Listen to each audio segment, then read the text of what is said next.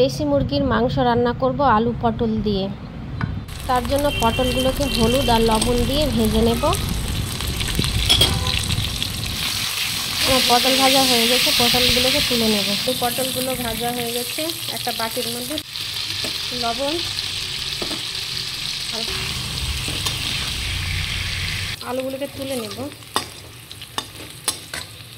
এর মধ্যে গরম মশলা আর তেজপাতা ফোড়ন দেব। পেঁয়াজগুলো দিয়ে হালকা বাদামি করে ভেজে নেব। পেঁয়াজ নরম হয়ে গেছে, এর মধ্যে বাটা মশলা দিয়ে দেব। কাঁচা গন্ধ যাওয়া পর্যন্ত এর মধ্যে গুঁড়ো মশলাগুলো দিয়ে দেব।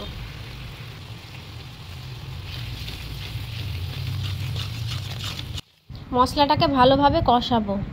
মাংসগুলো দিয়ে দেব, দিয়ে ভালো করে মাংসকে কষিয়ে নেব। ঢাকা দিয়ে দিয়ে মাংসকে ভালোভাবে কষিয়ে নিয়েছি। মাংস আমার ভালোভাবে কষানো হয়ে গেছে। মাংস কষানো হয়ে গেছে, এর মধ্যে আলু পটলগুলো দিয়ে দেব। আলু পটল দিয়ে ভালো করে মাংসের সঙ্গে কষিয়ে নেব।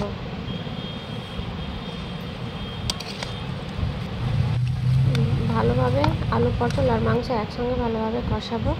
পরিমাণ মতো জল দিয়ে দিলাম। জল দিয়ে ঢেকে দেব, ঝোলটা ফুটে যাবে।